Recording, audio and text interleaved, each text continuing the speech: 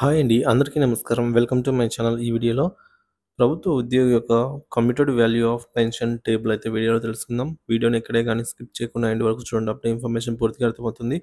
Video చూస్తున్న ప్రతి ఒక్కరు వీడియోకైతే లైక్ చేయండి ఫ్రెండ్స్. ఈ వీడియోని తోటి పెన్షనర్ మిత్రులతో అయితే షేర్ చేయండి.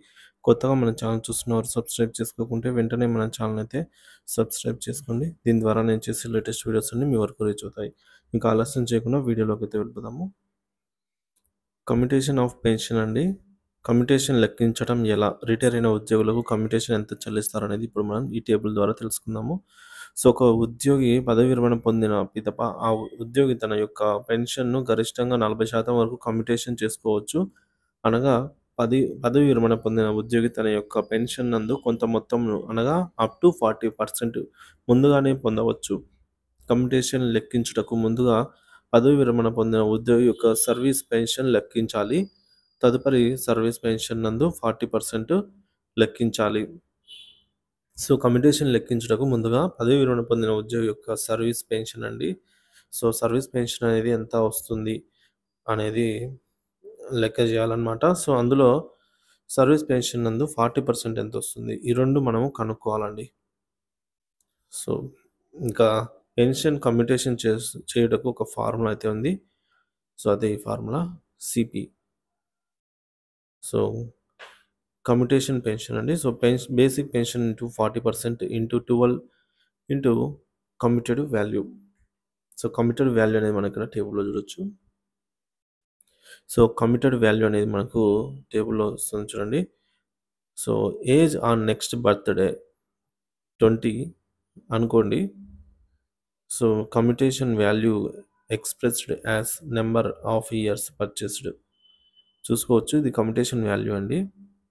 ఈ టేబుల్‌లో అయితే మనకు ఏజ్ ఇక్కడ ఫస్ట్‌లో చూపిస్తుంది. Age on the next birthday అంటే తర్వాత బర్త్‌డేకి మన ఏజ్ ఎంత అనేది ఇక్కడ చూసుకోవాలి. సో, 60నా? 62నా? అని చెప్పి. సో, 62 జనరల్‌గా 63 ఉంటుంది.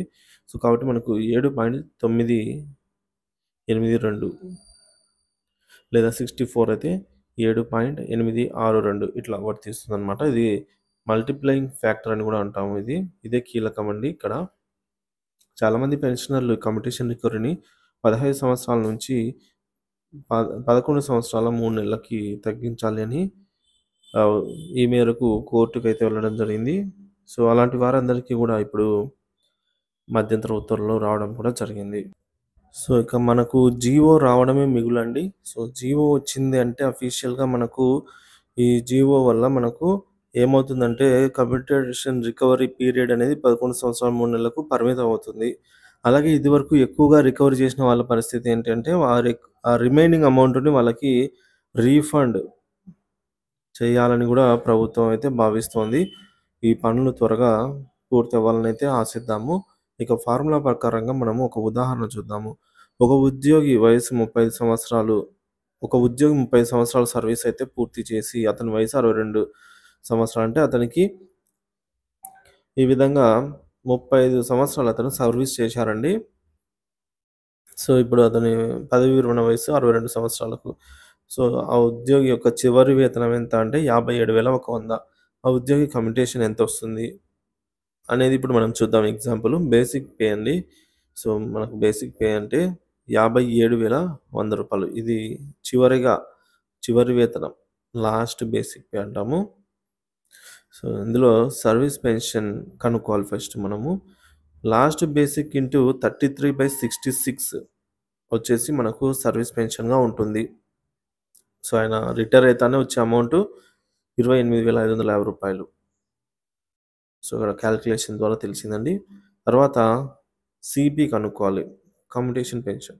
సో, పెన్షన్ బేసిక్ ఇదే అండి ఈ amount into 40% into 12 into commuted value. మనం ఇక్కడ వాల్యూస్ అయితే చూసుకున్నాం కదా ఫ్రెండ్స్ అక్కడ ఆ వాల్యూ.